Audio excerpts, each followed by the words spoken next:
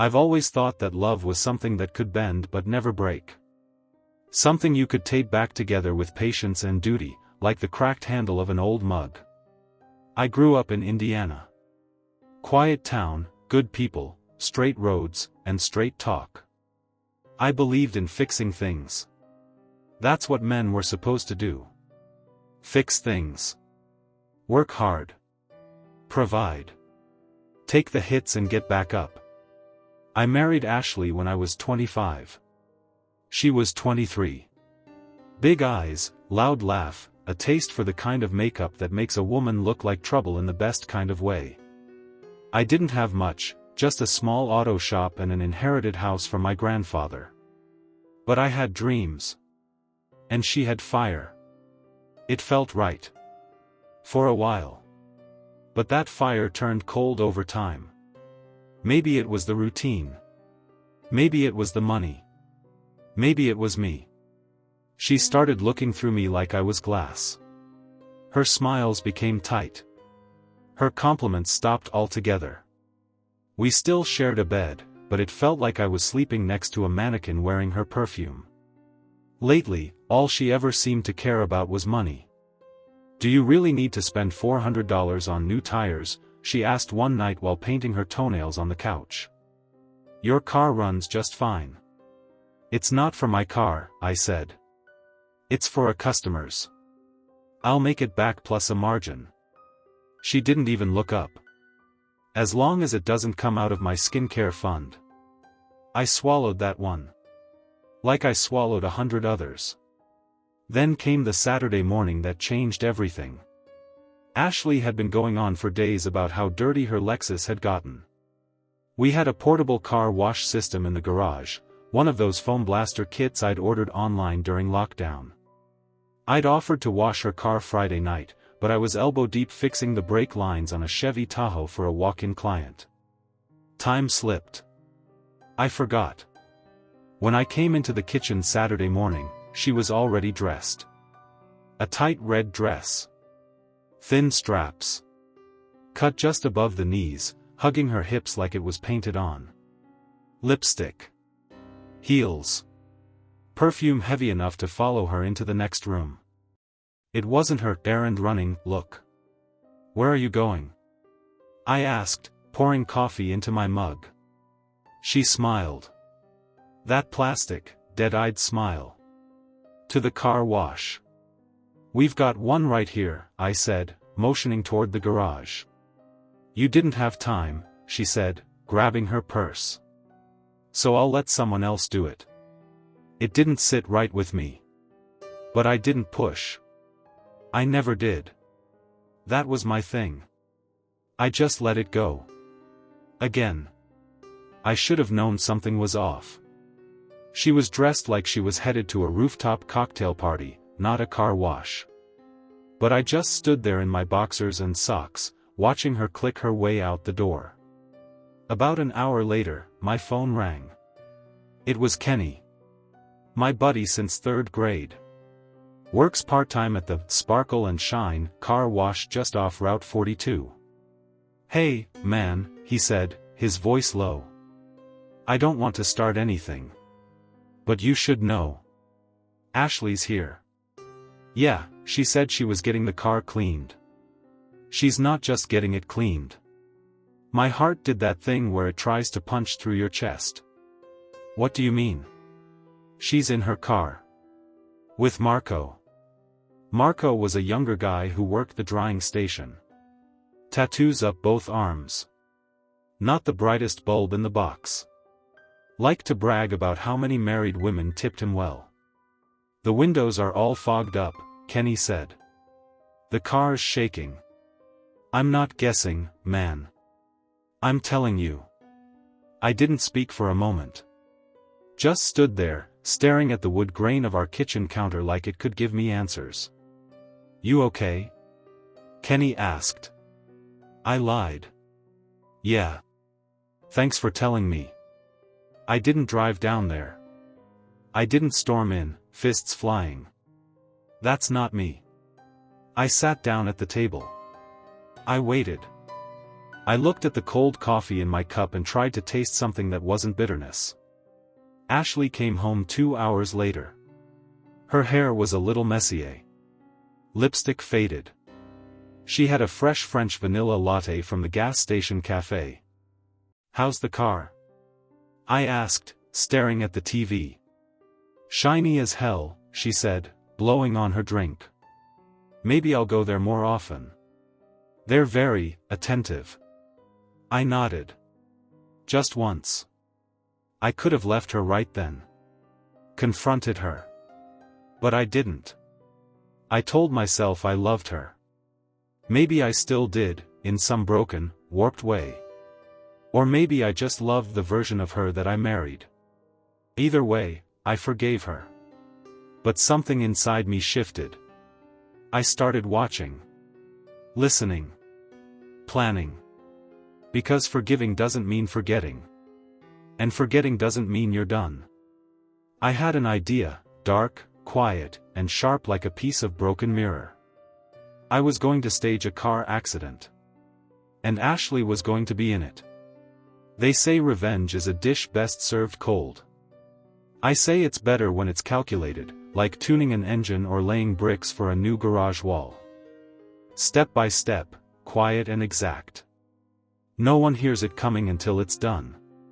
The Monday after Ashley's little, car wash therapy session, I woke up before her. I made coffee. Fed the dog. Checked my tools in the garage.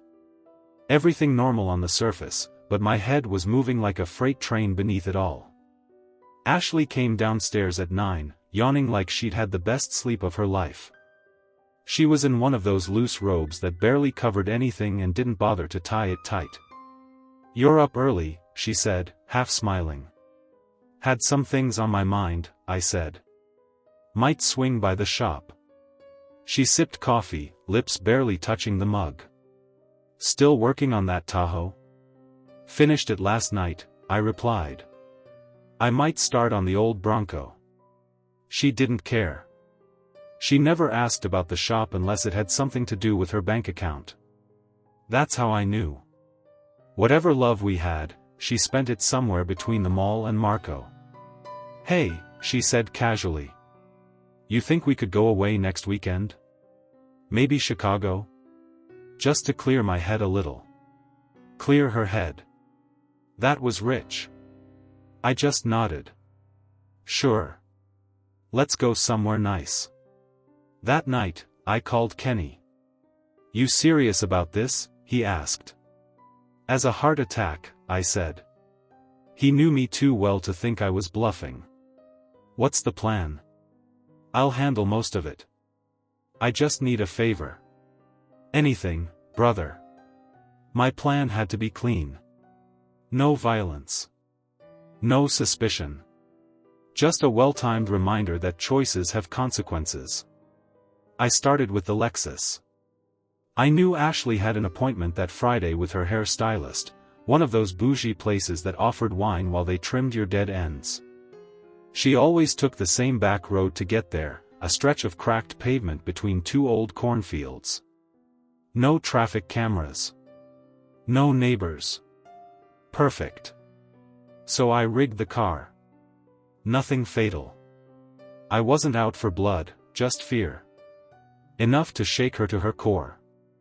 I loosened the brake line just enough to cause a lag, then placed a small GPS tracker beneath the rear bumper. I had it wired to a burner phone app. Kenny helped with the rest. He worked part-time at a tow yard, and we arranged for him to be the guy, who just happened to be driving by. Now, all I had to do was wait.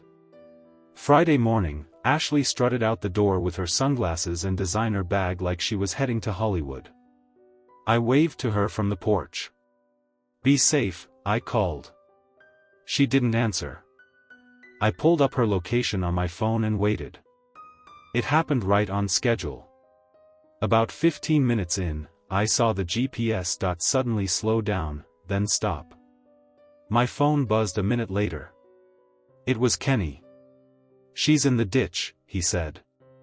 Brake didn't hold. She freaked. Didn't hit anything hard.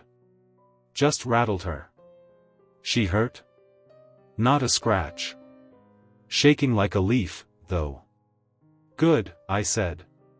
Tell her you were passing by, and you'll tow her to my shop. Play dumb. Roger that.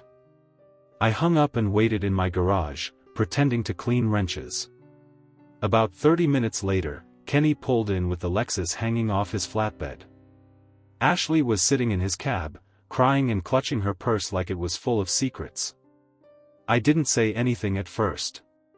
Just nodded at Kenny and opened the garage door. Ashley climbed out of the truck, wobbling a bit in her heels. What the hell happened? She asked me, voice trembling. You tell me, I said. Looks like the brakes failed. They did, she snapped. I could have died. You didn't, I said calmly. Lucky Kenny was nearby. She hugged herself, looking small for the first time in a long time. Vulnerable. I'd never seen her that way since our honeymoon, when she got food poisoning and threw up for 12 hours in a hotel bathtub. Back then, she wanted me close. Now, she couldn't even meet my eyes. I looked over at Kenny. Appreciate you, man. He nodded, gave Ashley a pat on the shoulder, and drove off. I pushed the Lexus into the bay and popped the hood. Want me to take a look now? I asked her. She shook her head quickly. No.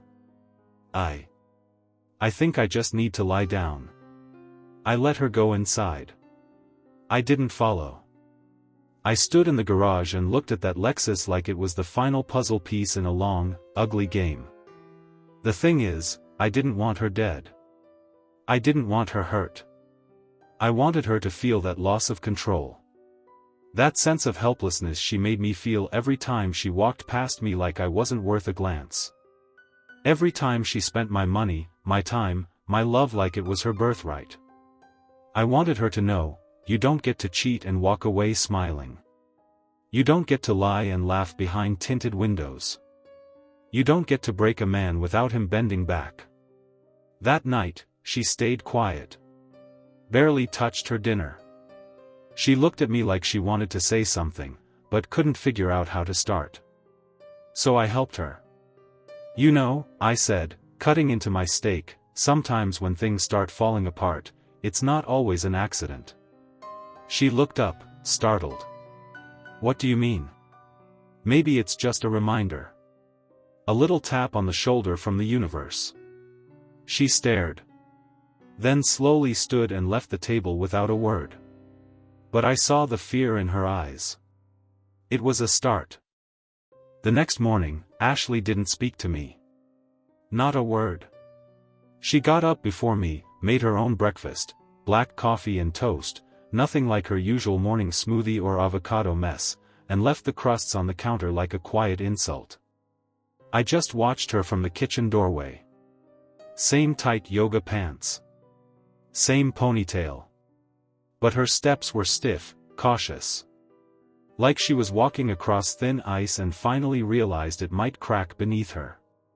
I waited till she left for her nail appointment before I went back to the garage. I pretended to work on her Lexus. Reconnected the brake line. Topped off the fluid. Checked everything twice. I wanted it spotless. If anyone ever looked, it had to be perfect. No evidence. I left the GPS tracker underneath, though. That little blinking light would stay right where it was. I needed to know where she went. Who she was seeing. If the fogged windows were just a one-time deal or something more. That evening, she came home quiet again. Didn't mention the accident. Didn't ask if the car was fixed. Just nodded at me and went upstairs. I sat at the kitchen table with my laptop open and pulled up the app. She hadn't gone anywhere unusual. But then, 2 days later, Tuesday afternoon, I saw something that made my jaw clench.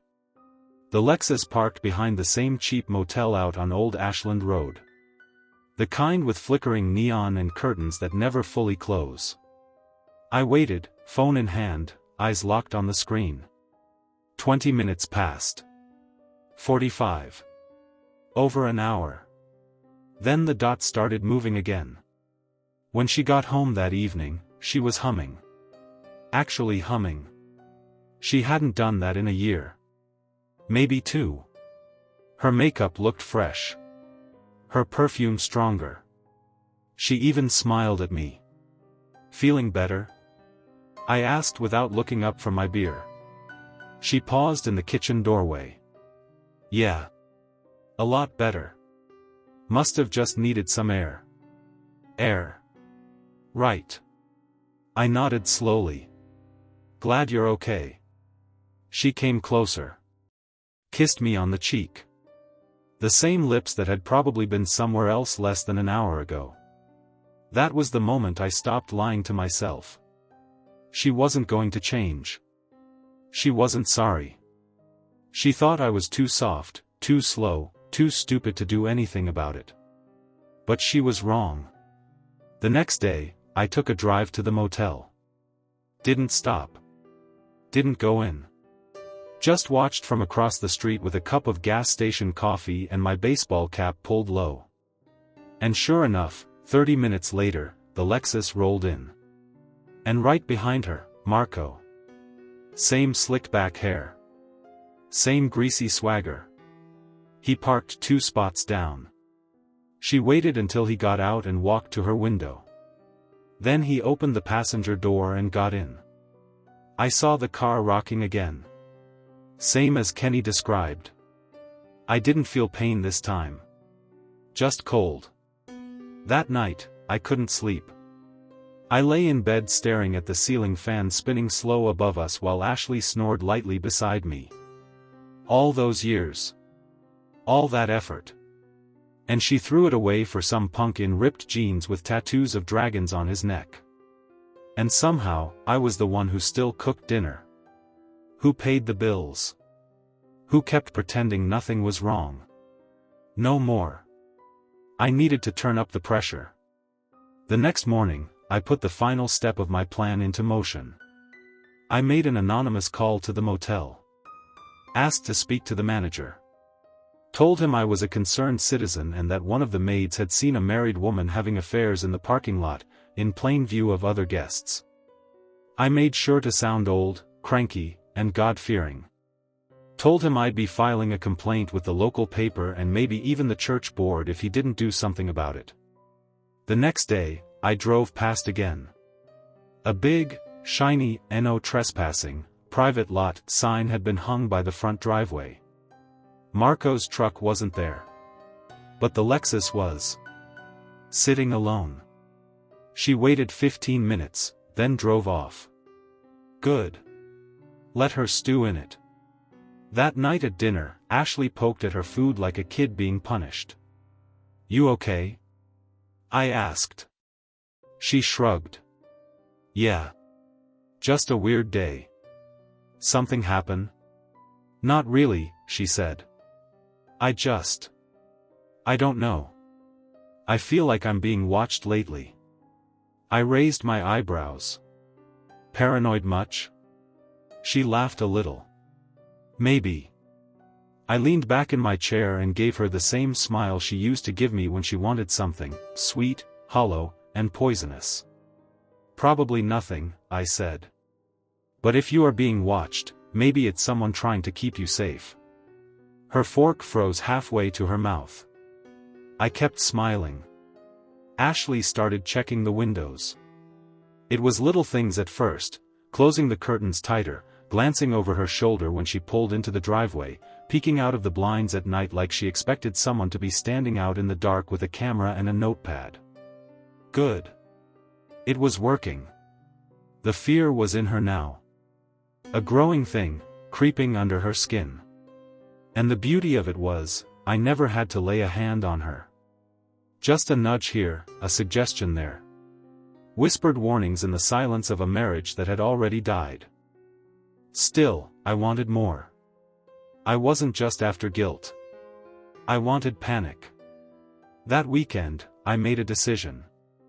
I cleaned up her Lexus. Polished it. Vacuumed it out. Even refilled the air freshener hanging from the mirror, the same cherry-scented one she used to love back when she still loved anything about me.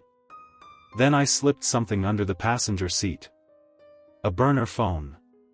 It was already set up, already loaded with a few things she wouldn't be able to explain. Photos. One was a still image of her car parked at the motel with Marco's truck in the background. Another was a zoomed-in frame of Marco getting into the Lexus.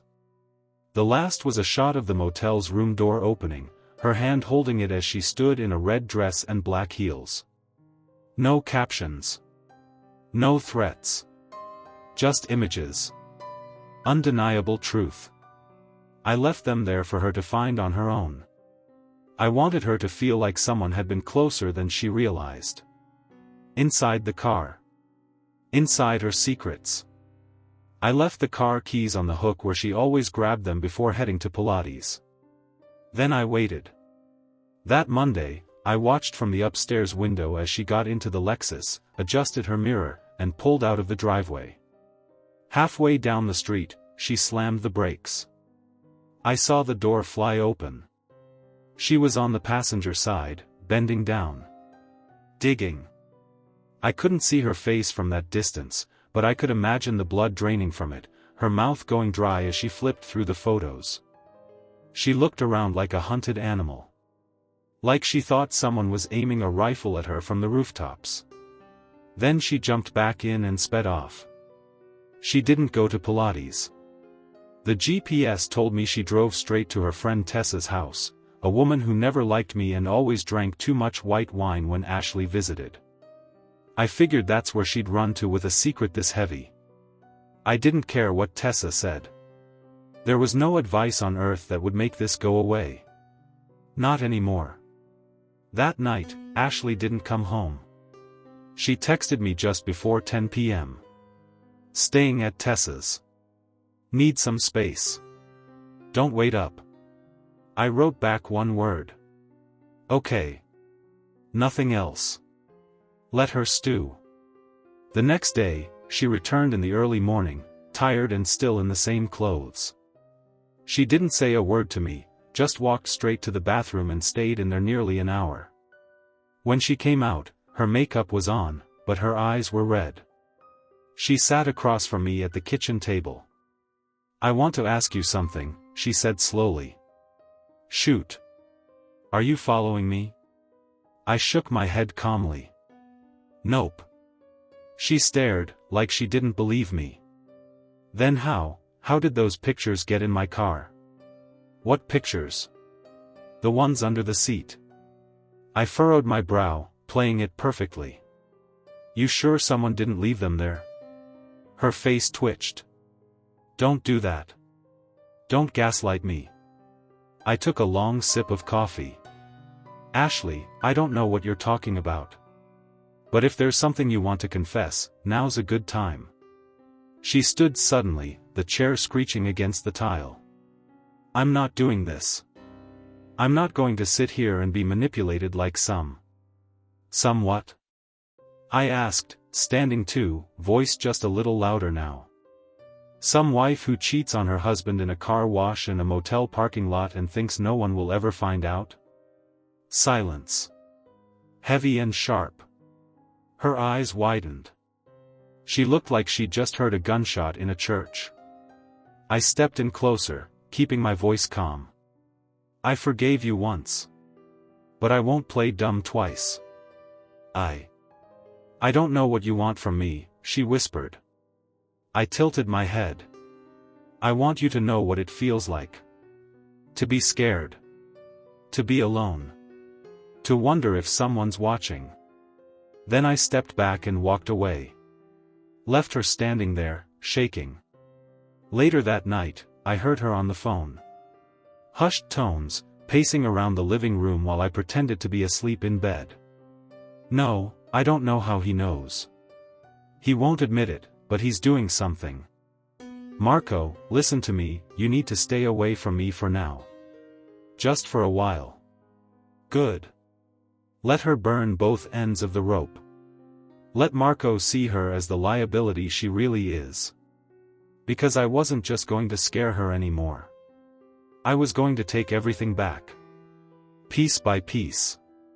The morning after she whispered to Marco on the phone, Ashley was all apologies. She made pancakes. Pancakes. I hadn't seen her crack an egg in 2 years, but there she was, trying to act like the model wife, hair brushed, mascara neat, wearing a soft pink sweater she used to pull out during holidays. "Thought I'd surprise you," she said with a nervous smile. I sat down at the table, fork in hand. She slid the plate in front of me like she was serving up forgiveness. "What's the occasion?" I asked. "Nothing. Just. I thought maybe we should talk." I didn't look at her. "Talk about what?"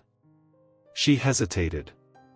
"I don't know what's going on between us, but I feel like things are getting heavy." Heavy. That was one way to describe it. I cut a triangle out of a pancake and popped it into my mouth. "We could have talked a year ago. Or the day Kenny called me. Or the day you came back from the motel smelling like cologne and cheap soap." She flinched like I'd slapped her. I said I was sorry. "No, you didn't. You made pancakes." She looked down, silent, the act unraveling. I stood up and took my plate to the sink. "I appreciate the effort. But this isn't something maple syrup fixes." That was the end of breakfast. She started checking the GPS app on her phone, probably one of those couple tracking things she installed years ago, for safety, back when we actually gave a damn about each other's routines. I saw her glancing at it when I walked in from the garage that afternoon. "What are you looking at?" I asked, wiping my hands on a rag.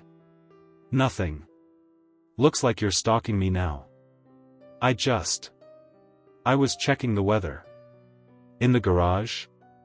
She shut the phone fast and walked out. That night, I took the Lexus out for a spin. Just a short trip. I needed her to see it wasn't hers anymore. She didn't own the freedom in that car. I did. I drove down to the car wash. The one where it all started. Marco wasn't there, of course. He'd gone underground after the motel photos surfaced. Probably scared I'd catch him and flatten him like a deer on the road. But my friend Toby was there, working the late shift. He stepped out from behind the soap dispenser and waved. "Dude, what the hell are you doing driving her car?" I leaned against the hood. "Borrowed it. She owed me." He shook his head, laughing low. "Man. You're playing chess." I didn't respond. Just looked at the soap and the hoses and the lane where her betrayal began. "I need a favor," I said. Toby nodded before I could even finish. The next morning, I printed something. Not a photo this time, something stronger. A typed-up witness statement, fake but convincing, complete with a logo I designed in Photoshop to look like an investigator's office header. Underneath it was a brief paragraph claiming that Ashley Y., wife of the undersigned, was observed engaging in repeated adulterous behavior at a known motel and car wash location. Surveillance confirms dates and activity. It ended with a line about an ongoing inquiry into marital misconduct with possible financial implications. It looked official. Serious. And terrifying. I sealed it in a plain white envelope and slid it under our front door while Ashley was out at the gym. She found it before I even made it back from the store. When I walked in, she was standing in the hallway, envelope in hand, face pale. "You know anything about this?" she asked, voice cracking. I took it, opened it, and read the page slowly. Then I frowned. "Jesus." Her lip trembled. "Is this a joke? Looks like someone's investigating you." "But that's insane, who would do that?" I shrugged. "Well, you've been pretty busy. Could be anyone, really." Her hands dropped to her sides. "You think Marco would do this?" I didn't answer. Let the silence play its part. She broke down then, finally. The whole act dropped like a coat too heavy to carry anymore. Tears came, real ones. "I didn't mean for any of this to happen," she said, voice shaking. I felt alone, like you weren't seeing me anymore." I walked past her and grabbed a beer from the fridge. Then I turned. "I saw you just fine, Ashley." I just stopped admiring what I was looking at. She stared at me like she'd never seen me before. And maybe she hadn't. Not the version of me that builds storms instead of shelters. That night, she didn't sleep in our room. She took the guest room, the same one my mom used to stay in when she visited before the cancer took her. The door clicked shut around 10:30. And that was fine by me. Because this wasn't about forgiveness anymore. This was about building a world she couldn't lie her way out of. And I was almost done with the foundation. The next week passed in a strange rhythm, Ashley moving through the house like a ghost, me playing the role of calm, controlled husband who had seen it all and didn't flinch anymore. She didn't mention the envelope again. But I knew she hadn't thrown it away. I found it hidden inside one of her handbags in the closet, folded neatly. Like she was still waiting for the other shoe to drop. Let her wait. I had planted the seed. The rest would grow in her imagination. Or so I thought. On Friday, something unexpected happened. I got a call at work, from an unknown number. Normally, I'd let it go to voicemail, but something made me answer. "Hello?" There was silence at first. Then a deep voice, slow and unfamiliar. "Is this Ashley's husband?" I stiffened. "Who's asking?" "This is Frank. I own the car wash on Route 9. I know Marco. And I think we have a problem. We met in person that evening." Frank was a big guy. Maybe mid-50s, salt and pepper goatee, eyes that didn't blink much. He was waiting near the back bay of the wash, arms crossed, wearing a soaked apron and a scowl that didn't seem to change shape. "I don't usually get involved in my employees' lives," he started. "But I think you need to hear something." He reached into his back pocket and pulled out a flash drive. This was pulled off our internal chem system. It doesn't show much, just the entrance lane, but something felt off about this one. He handed it over. "Marco took your wife's car for a ride," he said. "Not her. Just the car. The night before she left that motel early." I narrowed my eyes. "What do you mean?" "I mean, he backed it out of the bay without her. Drove it around the block. Then came back, parked it in the exact same spot. She didn't even know." That made no sense. "Why would he do that?" Frank shrugged. "That's your problem to figure out. But you should check what's in that car. Not just under it." When I got home, Ashley was in the kitchen, scrolling her phone. I walked past her, said nothing, and went straight to the garage. I opened the Lexus. Checked the glove box. Nothing. Checked the trunk. Spare tire, jumper cables. Then I crawled under the passenger seat. And found something I hadn't left there. A black velvet pouch. I opened it. Inside were two things. A tiny USB stick. A wedding band I didn't recognize. Not mine.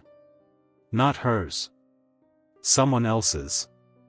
I went inside, straight to my laptop, and plugged in the drive. It contained 4 videos. The first was a dashcam clip, Marco in the car, alone, driving it down a side street. He kept glancing at the rearview mirror, like he expected to be followed. The second showed him pulling into a back lot behind what looked like a storage unit. He opened the trunk. Took something out. Or someone. My throat dried as I squinted at the footage. It wasn't clear. But the outline, it looked like a person, limp, wrapped in a blanket or tarp. Marco dragged it inside the storage unit and came back alone. What the hell was this? The third video was grainier, lower resolution.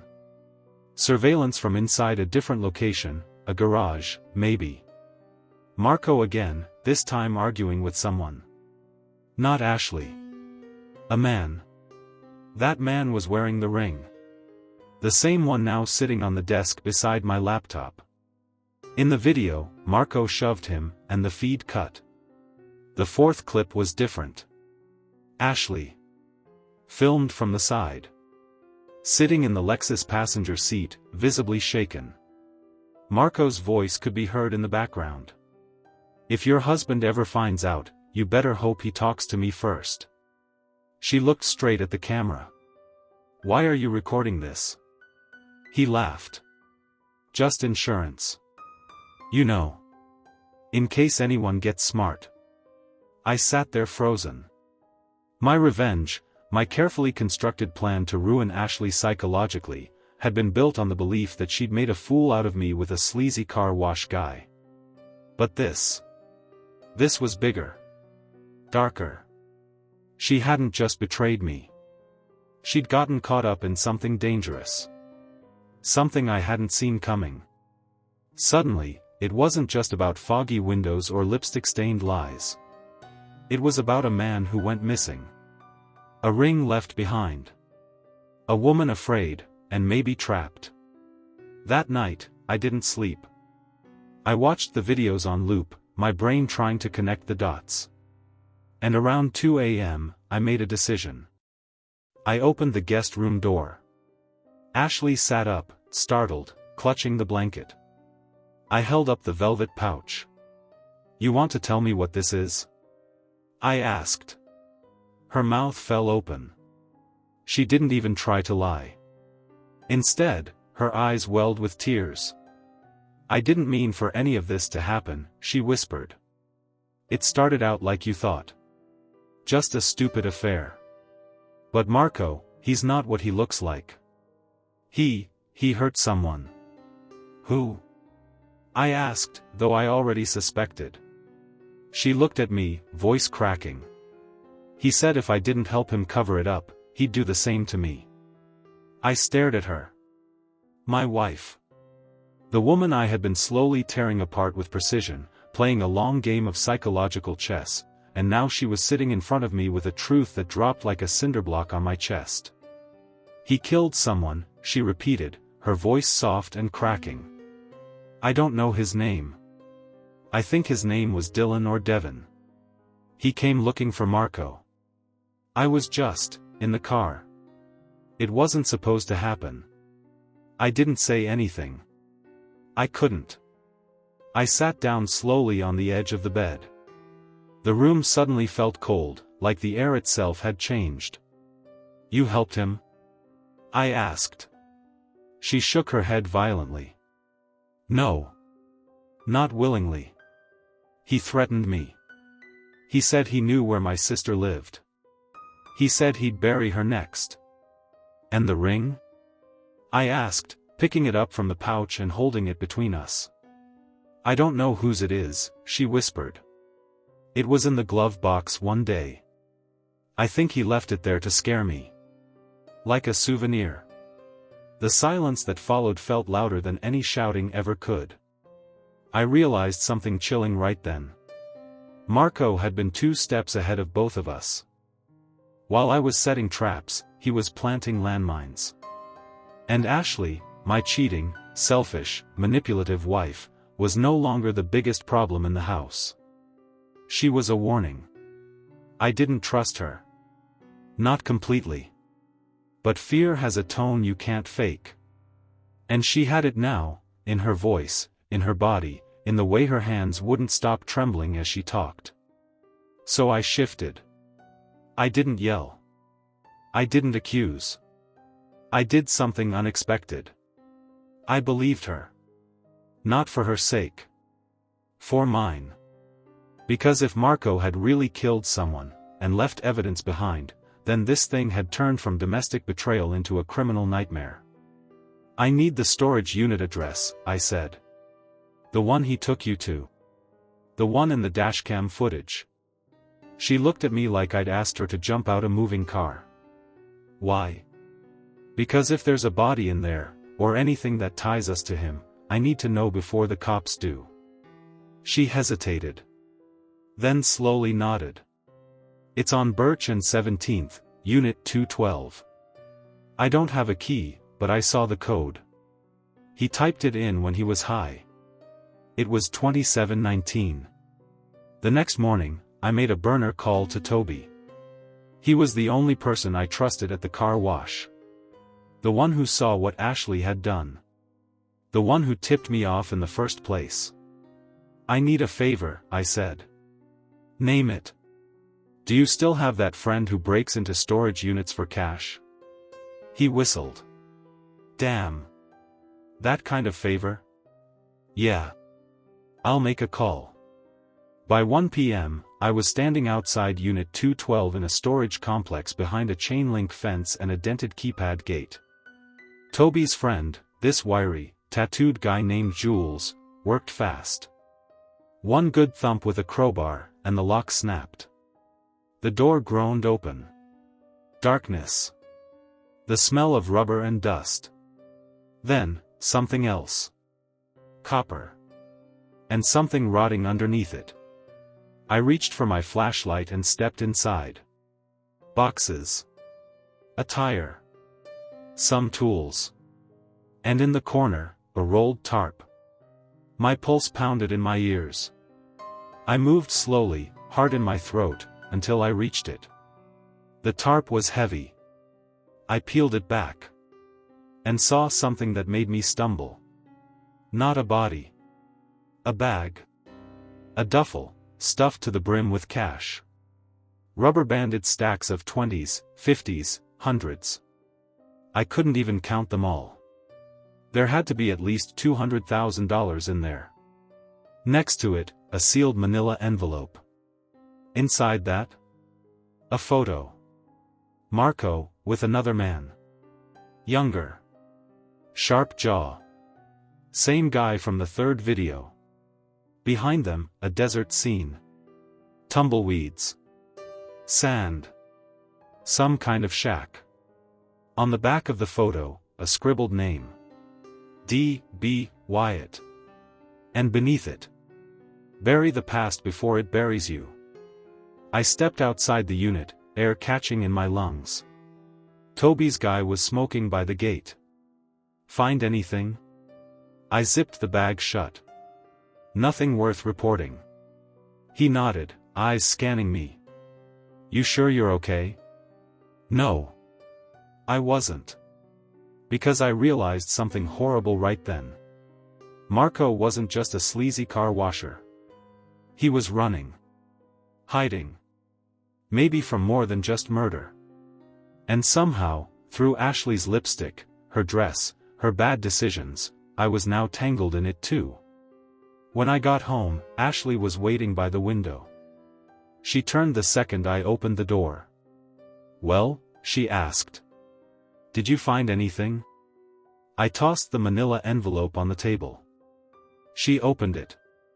Her eyes locked on the picture. Then she whispered, "Oh my God. That's the guy. That's the one who showed up yelling at Marco. The one who disappeared." I grabbed her by the shoulders.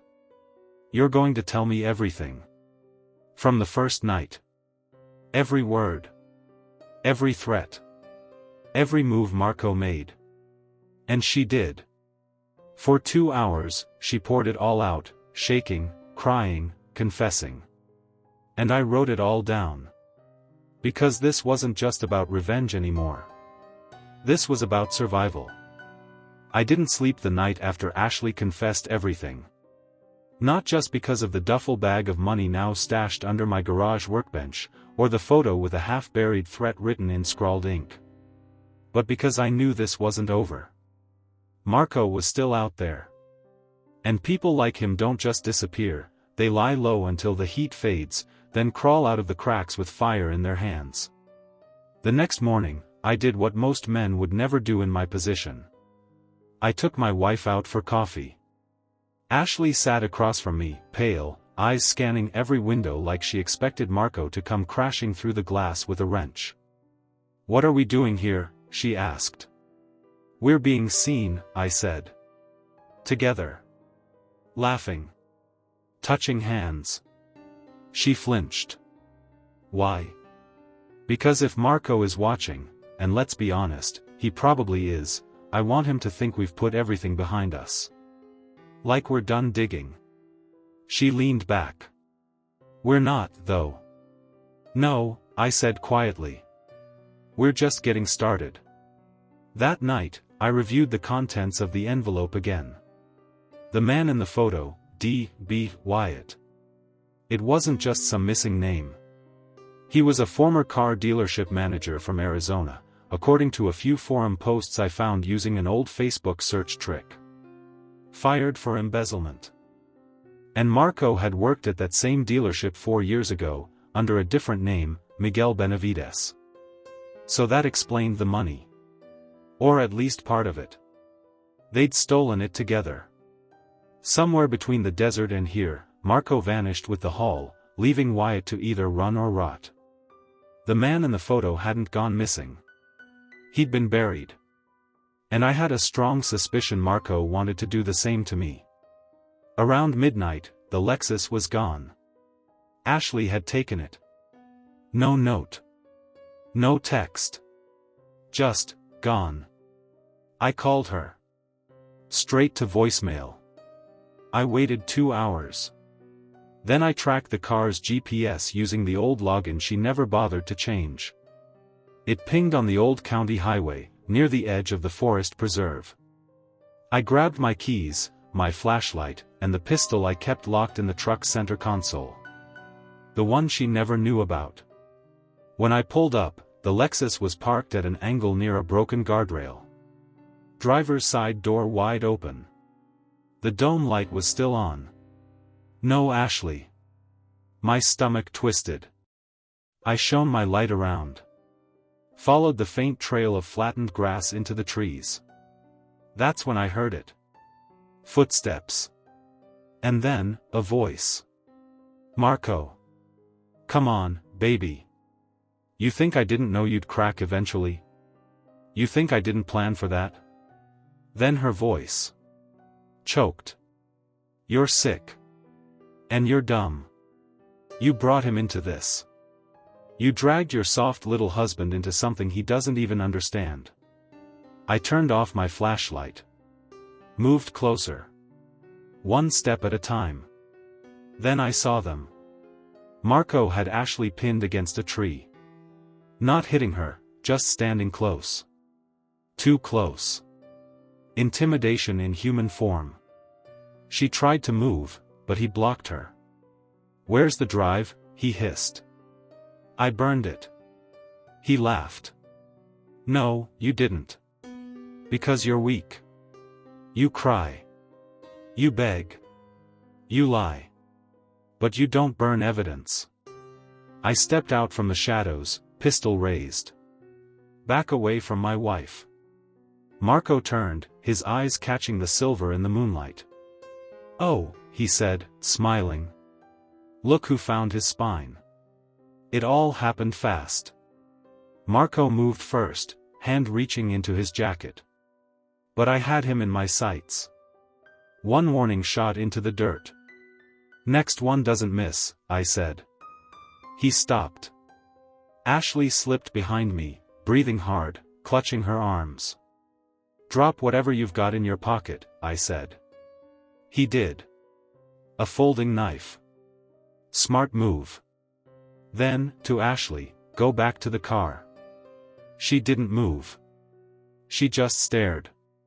And then Marco laughed again. You think you're saving her, he said. She's the reason all this started. You were just her wallet. I was the fun. I walked closer. You talk too much. You don't get it, he hissed. You think this is about love and betrayal? This is about survival. You found the money, didn't you? I didn't answer. But he knew. That money belongs to me. No, I said. It belongs to the guy in the photo. And he's never coming back. His face fell. He knew what that meant. I lowered the pistol an inch. You disappear. Tonight. If I so much as catch a whiff of you in this state again, I send the video to every agency in the country. Marco smiled bitterly. You're not a killer. No, I said. But I'm a man with nothing left to lose. He backed away. Slowly. And then he was gone, swallowed by trees and fog. Ashley and I sat in silence the whole ride home. When we pulled into the driveway, she finally spoke. You could have let him kill me, she said. It would have been easier. I looked at her, jaw tight. I'm not that kind of man. She nodded slowly. Then what kind are you now? I didn't have an answer. Because I wasn't sure anymore. 2 weeks passed.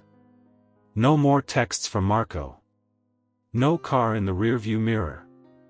No signs that anyone had broken into the garage to look for the duffel bag. But that didn't mean I was safe. Ashley and I moved like ghosts in our own house, polite, quiet, always watching each other out of the corners of our eyes. Like two survivors after a flood, wondering who opened the dam. She cooked dinner. I took out the trash. She folded laundry. I swept the porch. To anyone else, we were back to normal. But inside, I was planning. Because you don't survive something like this. And just go back to loving the person who caused it. One evening, I walked out to the garage and opened the workbench drawer. The velvet pouch was gone. So was the money. I didn't panic. I just smiled. It meant she'd finally taken the bait. I waited until Friday. The day she always got her nails done and, accidentally, stayed out an extra hour. Then I checked the Lexus GPS again. She was headed south. Not to the salon. To an address I recognized instantly. Route 9 car wash. I didn't follow her. I didn't need to. Because the day before, I had made a phone call. To a man who owed me a favor. Frank, the owner of the car wash, was more than just a gruff business owner. He was a former Marine. And he had no patience for men like Marco, or women like Ashley. An hour later, my phone buzzed. A photo. Ashley. Sitting inside a familiar silver car, wearing sunglasses, lips painted red, looking far too confident. And beside her, not Marco. A plainclothes cop. I had tipped them off. Anonymous call. Suspicious activity. A stolen Lexus matching the plate number. Large sum of cash hidden in the trunk. Ashley had walked straight into the trap. But that wasn't the twist. Not even close. You see, I never told Ashley something crucial. The video footage Marco had taken? The threats? The man in the photo? The duffel bag? It wasn't just evidence. It was leverage. And I didn't destroy it. I duplicated it. Backed it up to 4 separate cloud accounts, 2 USB drives, and 1 small SD card, that I mailed to a private investigator in Florida with instructions to hold unless I said otherwise. So when Ashley thought she'd outsmarted me by taking the money, erasing the dashcam footage, and sneaking back into the car wash to talk her way out of things, she didn't realize she was already being watched. Not by me. But by the very people Marco had stolen from in Arizona. 1 week later, a news story broke online. Man found dead behind car wash, foul play suspected. They didn't name Marco. But I recognized the crime scene photo. And I recognized the second body they found 2 days later, in a ditch just 20 miles out of town. Ashley. Face down. No ID. But lipstick, tight dress, heels. Police called it a drug-related dispute. But I knew better. She had tried to make a deal. Tried to keep the money. Tried to erase me from the picture. And in the end, she played a game she didn't understand. I stood at her gravesite alone. No headstone. Just a temporary marker. I left a glass bottle with a single flower inside on the grass. Because despite everything, the betrayal, the lies, the shaking car at the car wash, she was once my wife. And for a while, I truly loved her. Back home, I closed the garage, sat in the silence of a house that was finally mine again, and pulled open the cabinet beneath the workbench. The second duffel bag. Still full. Still untouched. Because what Ashley never knew. There were 2 bags in the storage unit. She only found the one I left in the Lexus. And me? I bought a new truck. Drove to a different state. Started fresh. Took a job at a small-town mechanic's shop where nobody knew my name. They say revenge makes you hollow. But I didn't feel empty. I felt clean. Cleaner than the day she walked out in that tight dress. And drove herself to a car wash she'd never come back from.